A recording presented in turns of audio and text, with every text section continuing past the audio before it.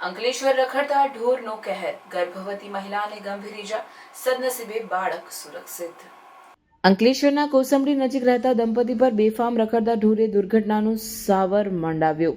દિલીપ અશોક ભદાને પોતાની ગર્ભવતી પત્ની હિન્દુ દિલીપ ભદાનેને પોતાની પત્નીને રસી માટે અંકલેશ્વર લઈ જઈ રહ્યા હતા ત્યારે જલધારા ચોકડી પાસે બાઇકને અચાનક રખડતા ઢોરે અડફેટે લીધા। આથડામણમાં ગર્ભવતી ઇન્દુબેન રોડ પર ફંગોળાઈ જતા તેમના મોઢા અને કમરના ભાગે ગંભીર ઇજાઓ પહોંચી, જેમને સ્થાનિકો દ્વારા સારવાર માટે તાત્કાલિક ભરૂચ સિવિલ હોસ્પિટલમાં ખસેડવામાં આવ્યા, જ્યાં ડોક્ટરોએ માતા અને ગર્ભમાં રહેલ બાળક બંનેને બચાવી લીધા।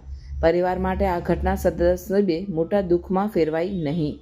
આ ઘટનાની જાણ થતાં જ અંકલેશ્વર હાઉસિંગ એસોસિએશનના ચેરમેન અતુલ મકડિયા સહિતની ટીમ આ ગરીબ પરિવારને મદદરૂપ બન્યા અને તેમની યોગ્ય સારવાર સુનિશ્ચિત કરી। જોકે અંકલેશ્વર હાઉસિંગ એસોસિએશન દ્વારા રખડતા ઢોર અંગે અગાઉથી અધિકારીઓને વારંવાર રજૂઆતો કરવામાં આવી હોવા છતાં કોઈ પગલાં ભરવામાં આવ્યા નથી।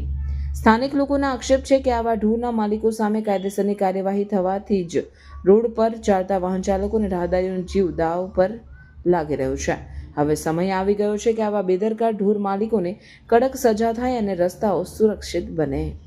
हम लोग जा रहे थे रास्ते पे, उसको एक्सीडेंट गाय आगे तो बीच में उनको धक्का मारा, वो गिर गए तो उनको मुंह में चेहरे पे लगा है, तो वो सब इधर उधर लगा है। उसको शुगर विजन आई थी, वो प्रेग्नेंट थी, इसके लिए उसको लगा था, वो पैर पे आई ऐसा गिरी तो फिर हम लोग दवाखाने में अंकलेश्वर में पद्मावती सौस्तम में लेके गए। वहाँ से वो लोग ये बोल रहे थे ज़्यादा एडमिट करना है तो पैसा भरना पड़ेगा, ऐसा कुछ बोल रहे थे।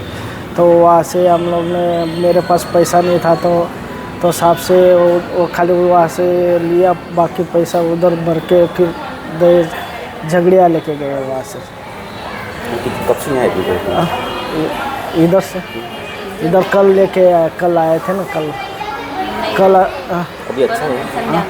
हाँ, पर वो एक दिन उधर रहे, शाम को परसों मंगलवार से ઘણા સમય થયા જીઆઈડીસી નોટિફાઈડના રહેણાંક વિસ્તારમાં અને મેઇન રોડો ઉપર ગાયોના જમાવડા થઈ ગયા છે।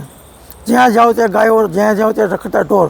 ચીફ ઓફિસરને વારંવાર રજૂઆત કરવા છતાં પણ આની ઉપર કોઈ પગલાં લેવામાં આવતા નથી। આ ચીફ ઓફિસરને કાને અવાજ પહોંચે છે કે કેમ એ ખબર પડતી નિંદ્રાધીન અવસ્થામાં છે। ગઈકાલે એક અકસ્માત થયેલો છે, જે કંપનીમાં નોકરી કરતા દિલીપભાઈ કરીને છે, તેમની પત્નીને બંને ગાડી લઈને બાઇક લઈને નીકળેલા અને ગાયે સિંગ મારતા એ બેન પડી ગયેલા અને પ્રસૂત છે, તેમના માથામાં પણ ઈજા છે, બ્રેનમાં પણ ઈજા થઈ છે ને એ સિવિલ હોસ્પિટલમાં દાખલ કર્યા છે। તો શું આ ચીફ ઓફિસર, આ નોટિફાઈડ એરિયા ઓથોરિટી ને વહીવટકર્તાઓ કોઈ ધ્યાનમાં લેશે ખરા કે પછી કોઈ જાનહાનિ થયા પછી હજી પણ જાગશે? તો મારી વિનંતી છે વહીવટ કરતા ચીફ ઓફિસરને કે હવે તાત્કાલિક જાગી અને ગાયોને પકડવાનું અભિયાન ચાલુ કરે ને ખોટી ગાયોને પકડવાનું ટેન્ડર બહાર પાડી ને પૈસાનો વહીવટ કરવાનો બંધ કરે।